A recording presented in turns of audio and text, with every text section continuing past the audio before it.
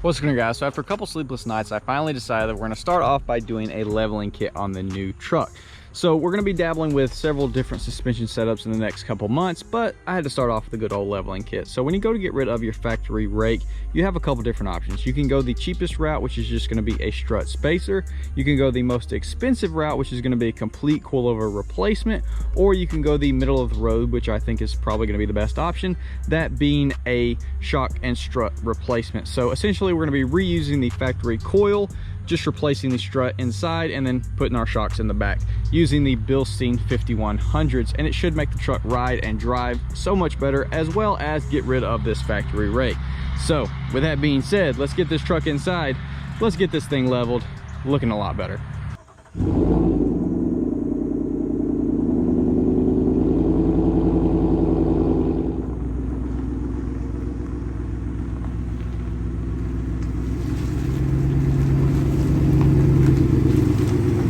Bilstein's looking absolutely amazing. Those are the rear, these are the front. Here's your little snap ring, 6 different height settings. Let's go ahead and get a quick front measurement, see how much we actually raised the truck. Looking like right at 5 3/4. So like always, I'm gonna go ahead and get this side knocked out. That way I am familiar with it and can show y'all the best possible way to install this kit. So I'll catch up with y'all on the other side. Let's start off by removing the axle nut cap. Just kind of wiggle it around till it comes loose. There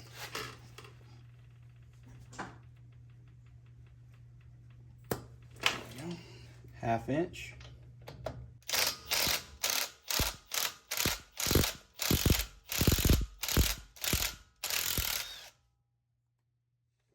$10 mil. You probably will have to go back through here and take some of these little Christmas tree things out to let this flop a little bit easier. Might even have to go up in there and take this guy off. We'll see. 7/8, take our tie rod free.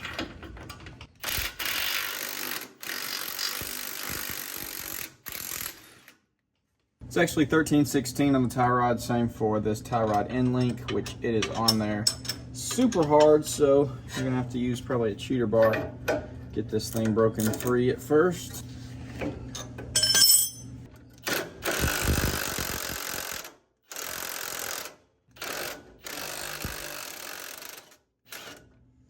the record, the other side did not do that. Got our jack under there, gonna pump it up just a little bit to take some of the pressure off the suspension. 18 mil on these top strut bolts, going at it from the engine bay.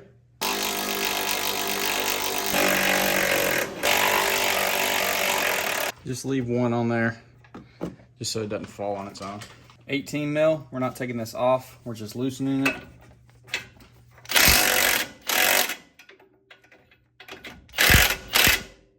Make sure you don't take it all the way off. You just want to see that gap right there, because we're going to hit this, pop that loose. 18 mil for the bottom strut bolts.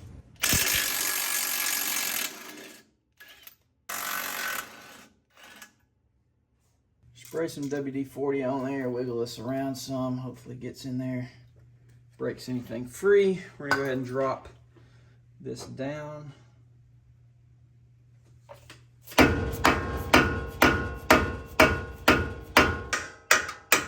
There we go.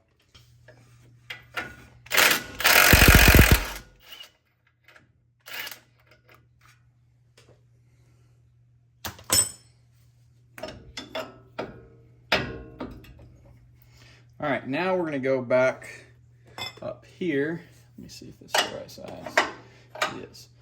13/16, we're going to loosen these upper 2 control arm bolts, because this has still got some tension, so it's not gonna like flop around like we want. We want to be able to pull this up and basically rotate it up above this strut hat so that we can get this strut out. So just loosen this guy a little bit. Alright.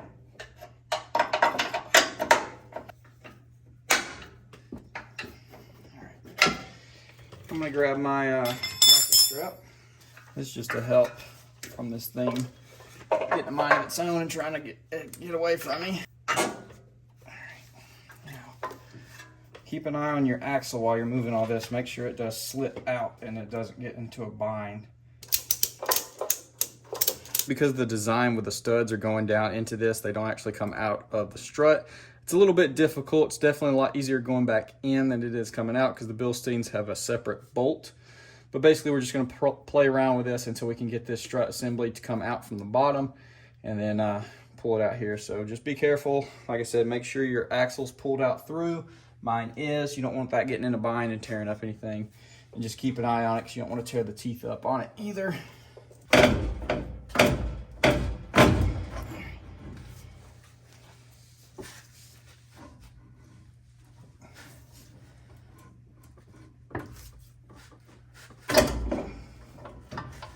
Just be careful with your axle, like I said. Take our last nut off. And it should come straight out. Just like that. All right, now that can just kind of float there while we swap out our strut assembly.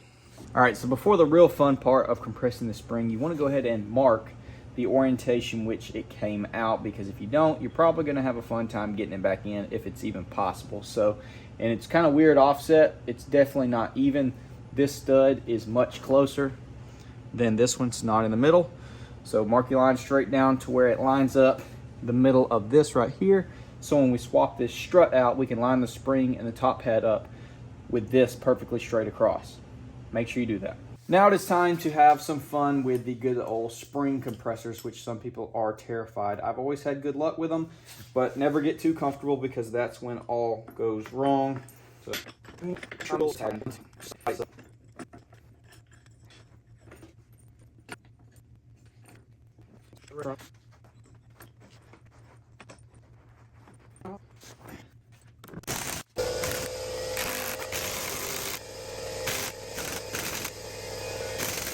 now that the spring is loose, we can go ahead and remove the top hat.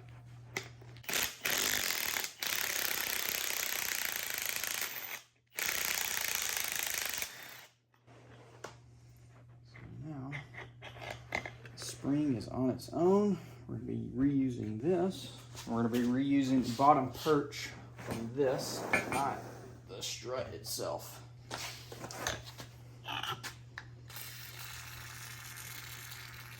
WD-40. It's weird, certain Ford parts rust. Like the frame and everything in this truck's fine, but like certain components like the struts, the CV axles, they have like surface rust all over them.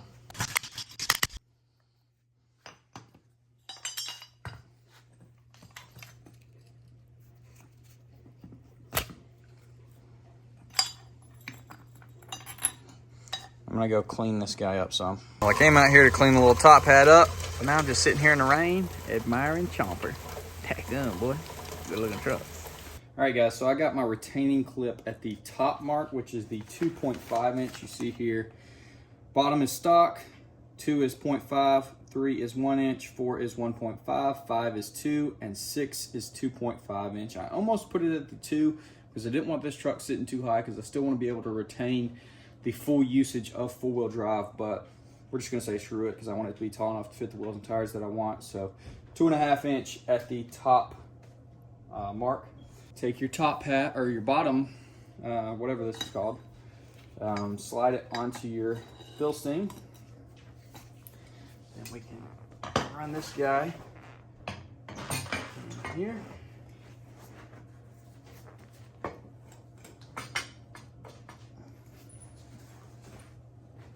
Difficult to do and try to stay on camera.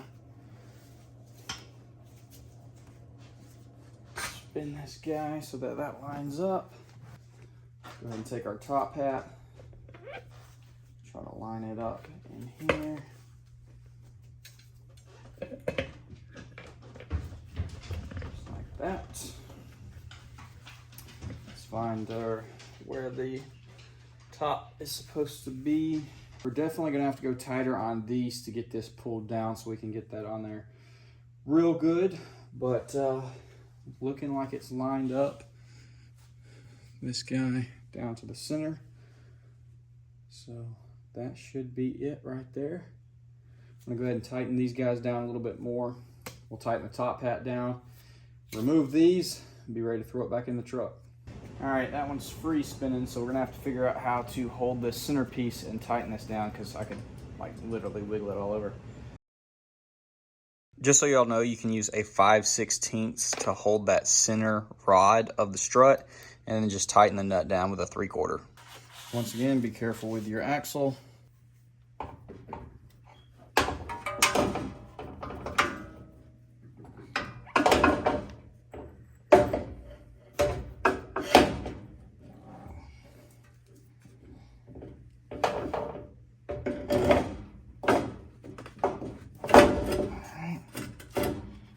Like I said, we got new hardware.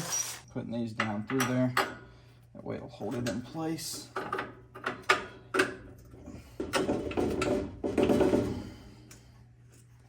Alright, now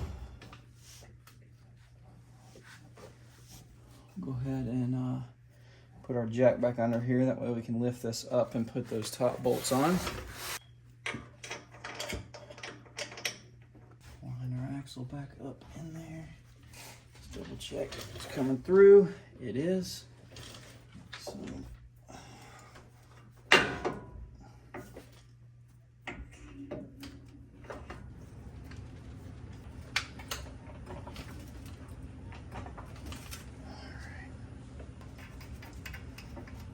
put this guy back on there.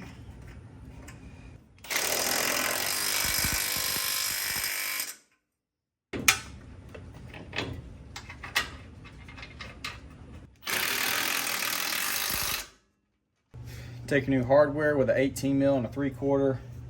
Tighten up these guys on the bottom.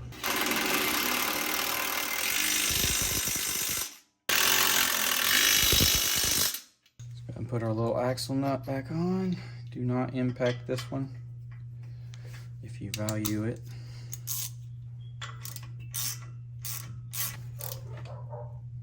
Make sure you put your little cap back on.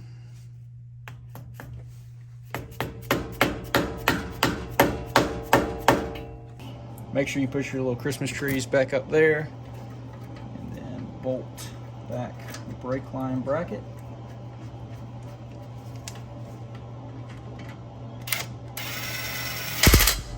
Make sure you go back and tighten up your upper control arm bolts. You are going to have to hold it inside the strut tower.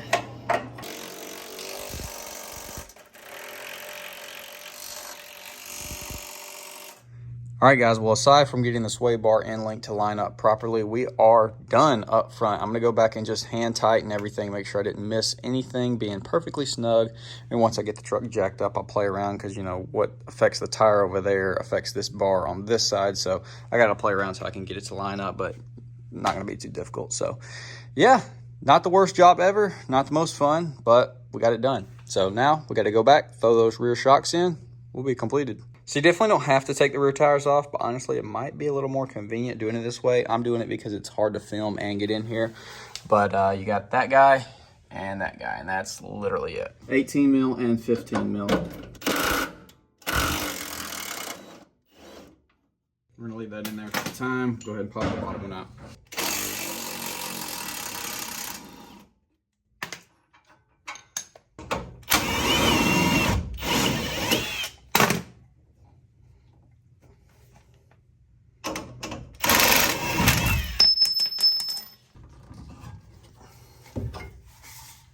So I definitely think this would look better if it was mounted like this. However, I'm assuming this is upside down because Bilstein is upside down. So I guess we're just gonna install it the way that it appears to be correct.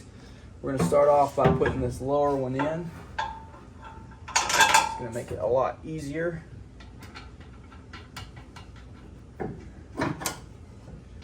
So now we just come up here. And I'll pull this one down, compress it some.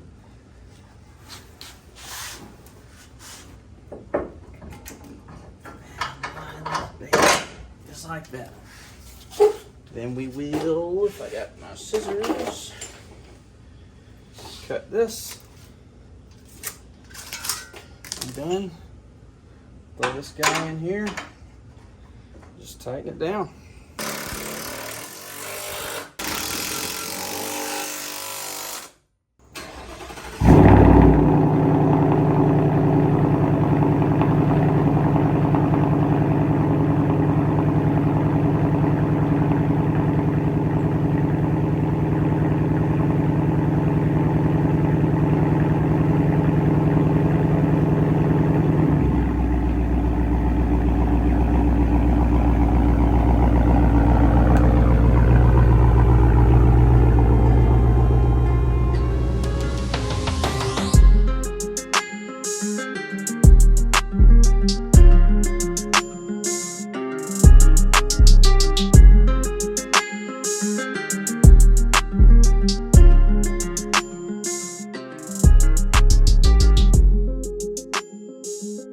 All right, guys, well, here she is, looking pretty daggum tall, if I do say so. I think it's gonna actually have lifted it more than the 2.5 inches that it was advertised at, because that looks like it's a lot. I still think we got a little bit of factory rake going on. Of course, we just changed the shocks out on the back. We didn't change the height. Got my tape measure right here, so let's go ahead and find out. It was 5 3/4 before. I had that little badge to help me get it flat, but it's looking like we're right at 9, little over 9 inches. So yeah, I ended up raising it over 3 inches. I didn't really want to raise it that high because I wanted our CV angles to be good so that I could still play around in four-wheel drive on the street.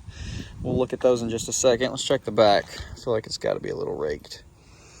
Yeah, so a little bit under 10. So we got about a little under 1 inch, or right at 1 inch rake rear to front, which doesn't look terrible. It's not really my style, so we might address that, but I know a lot of people would really like this setup, sitting exactly how this is. Let's look at our angles. Please don't be absolutely terrible, which angles are very subjective. Some people will have terrible ones and tell you they're good. I mean, they're there. That's not the worst angles I've seen. Obviously, they're going to be angled with a leveling kit. Maybe a little bit more than I was wanting. That looks fine. I think we should be all right to run it. We'll see, but yeah, Bilstein's looking mighty fine underneath there. First impressions, it rides fine. I don't know how dramatically different it is than when it was stock, but obviously if you can retain stock ride when having the front lifted, then you know you're doing good.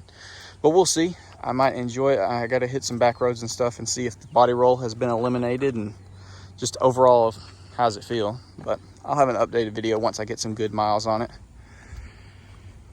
She's looking pretty right, ready for some wheels and tires, which I am so torn on. Part of me wants to stuff some 35s on these stock wheels, but I know I'm going to be doing off-roading, and these trucks are pretty tight with 35s, especially with the crash bars, and especially if you do off-roading. So I don't know about that, and then that would eliminate me being able to really do aftermarket wheels, because you couldn't do any more offset with 35s for sure without doing a lot of deplorable things to the underside.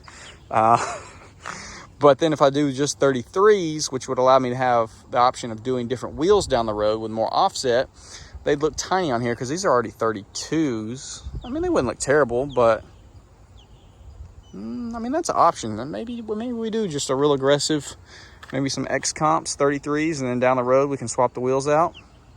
Or I could just get wheels and tires together. Lauren wants me to do 22x12s and 33s like I did on Baby Squat, but I've done that so much I don't really want to do that. I want to try something a little different. I mean, y'all know I like the poke, but I want it usable.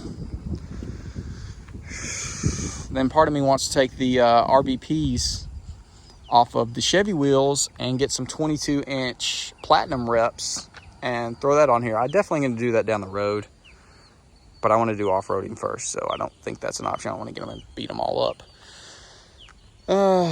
And then the other side of me immediately wants to go ahead and drop this thing and make it stupid fast. I got a quote on Whipple in it. Whipple install, stage 2 Whipple, 775 horsepower. It costs literally more than Chomper, which is absolutely crazy. But yeah, we're not doing that right now. Tuning's supposed to be available in the next month or two on these trucks, so I think we're gonna wait for that and go through the whole bolt-on process and then go Whipple with it. But the truck is sitting right, looking so much more aggressive. I mean, just even the hood, like the body lines, like it's just beefy looking. Also, I've been eyeballing that daggum 3-inch cow hood for sure. Might have to wait and do that once we go for the fast truck, because we can't have a stock truck with a big old cow hood. I'll have an update once I get, you know, a lot of miles on it, get some back roads driving and all that jazz. So look forward to that. But anyways, I'm gonna quit rambling. Hopefully y'all did enjoy. Comment down below. Let me know about the wheels and tires. Let me know about the kit. What do you think about the truck? And I guess if you have this kit on your truck, let me know what setting you put it on and how much it lifted your truck. And with that being said, I'll see y'all in the next one. So I think I forgot to mention, but obviously you do need to go get an alignment after doing any kind of suspension changes. So I'm gonna find some time and hopefully get that knocked out this week. These tires aren't great anyways, but if you got new tires on there, you pretty much wanna do it same day or within a couple days, or you could potentially start eating your tires up. And definitely don't forget to adjust your headlights anytime you change your suspension. Yes, they're crusty halogen, but we're still gonna lower them down. So hopefully this doesn't strip like the Sierra did. Let's see, oh, that's going the wrong way. There we go. Just twist this, you see that turning, you see that dropping. Starting to rain. Obviously we're really close, you should probably be a little farther away. I'm not gonna turn it down too much because you won't be able to see. We just bring this one down even.